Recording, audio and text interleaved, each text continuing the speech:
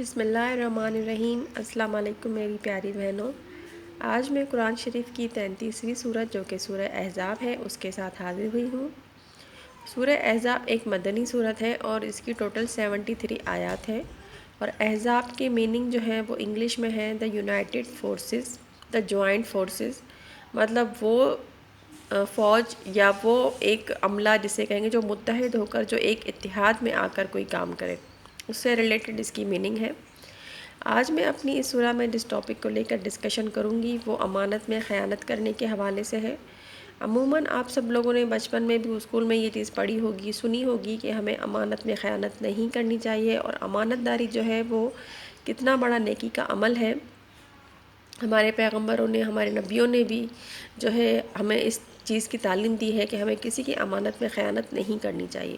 عموماً یہ چیز اس بات پر لاگو ہوتی ہے کہ امانت میں خیانت کا مطلب ہے کہ اگر کسی نے اپنا کوئی قیمتی سامان یا کوئی ضروری چیز آپ کے پاس رکھوائی ہے تو آپ اس کو سنبھال کے رکھیں اور اس میں خیانت نہ کریں،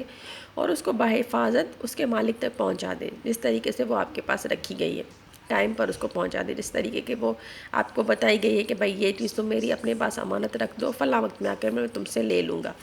تو عموماً لوگ اس چیز کو یہ خیال کرتے ہیں، اور جو کہ صحیح بھی ہے،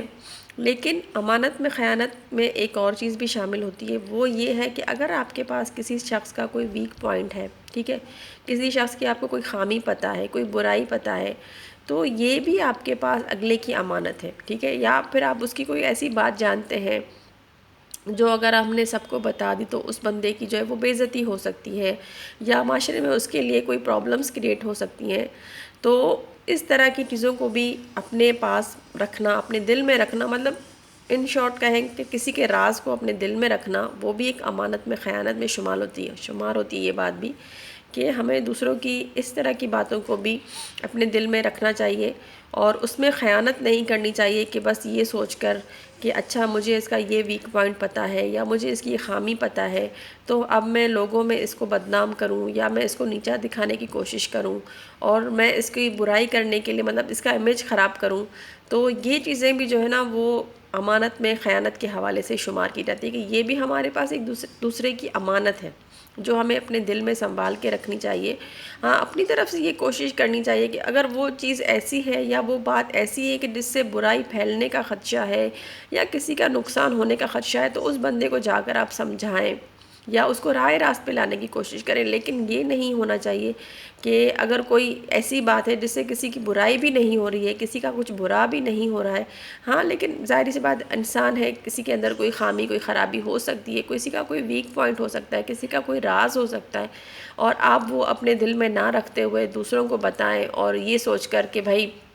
میں نے بتا دیا تو کیا ہو گیا، اور فلاں کو بول دیا کہ میں تمہیں بتا رہی ہوں تم کسی اور کو نہ بتانا، کیونکہ یہ بات تو وہیں پر ہی ختم ہو جاتی ہے کہ راز تب تک راز رہتا ہے جب تک وہ آپ کے پاس ہے، جب کسی اور کے پاس گیا تو اس کا مطلب وہ راز نہیں رہا، وہ بات راز نہیں رہی۔ تو چاہے وہ ہماری کوئی بات ہو، چاہے وہ دوسرے کی کوئی بات ہو، وہ اپنے دل میں سنبھال کے رکھنی چاہیے، اور خاص کر کے مطلب میں وہی بات بتا رہی ہوں کہ وہ ایسی بات جس سے کسی کا نقصان نہ ہو، کسی کا برا نہ ہو، تو وہ تو آپ کو اسپیشلی کسی کو بھی نہیں بتانا چاہیے، کہ صرف یہ سوچ کر کہ میں اس کی جو ہے وہ بے عزتی کرواؤں، اور یا میں جو ہے نا اس کو نیچا دکھاؤں، یا میں معاشرے میں اس کی برائی پھیلا دوں کہ یہ شخص اچھا نہیں ہے، اس کا امیج خراب کروں۔ اس چکر میں تو مطلب کسی کا بھی کوئی ویک پوائنٹ بتانا یا کسی کی کوئی خامی آشکار کر دینا لوگوں پر، یہ بہت ہی ایک برا عمل ہے، اور اس سے وہی بات ہمارے ہر برے عمل کا صلہ جو ہے وہ ہمیں اللہ تعالیٰ ضرور دیں گے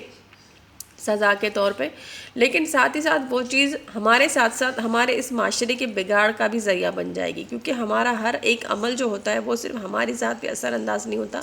بلکہ ہم سے ریلیٹڈ جتنے بھی لوگ ہوتے ہیں جو ہمارے آس پاس جو ہمارے ساتھ رہتے ہیں ان پر بھی اس کا کہیں نہ کہیں اثر ہوتا ہی ہے۔ تو بس ہم اپنا ہر ایک نیک عمل یہ سوچ کر کرنا چاہیے کہ بھائی اس سے جو ہے وہ دوسروں کی زندگیاں بھی جڑی ہوئی ہیں اس میرے نیک عمل سے یا میرے اس برے عمل سے۔ بس اللہ تعالیٰ سے ہم سب کو یہی دعا کرنی چاہیے کہ اللہ تعالیٰ ہمیں نیک عمل کرنے کی توفیق عطا فرمائے، اور ایک دوسرے کے لیے نیکی کا جو ہے جذبہ پیدا کرنے کی توفیق عطا فرمائے، کیونکہ یہ جذبہ دن بدن بہت ختم ہوتا جا رہا ہے، لوگ جو ہے وہ حسد اور جلن میں مبتلا ہوتے جا رہے ہیں، نیکیوں کا عمل کرنے میں لوگ جو ہے وہ بہت سست روی اختیار کرتے ہیں، جبکہ برائی کا عمل کرنے میں بہت جلدی کرتے ہیں، جو کہ ایک بہت ہی برا عمل ہے۔ آج کی میں اپنی اس ویڈیو کو یہیں پر اختتام پذیر کروں گی۔ آپ سب بہنوں سے گزارش ہے کہ اگر آپ کو میری ویڈیوز اچھی لگتی ہیں تو میرا چینل سبسکرائب کریں، اور ساتھ ہی ساتھ مجھے کمنٹس بھی ضرور کیا کریں تاکہ میری حوصلہ افزائی ہو۔ مجھے اپنی دعاؤں میں یاد رکھیے گا۔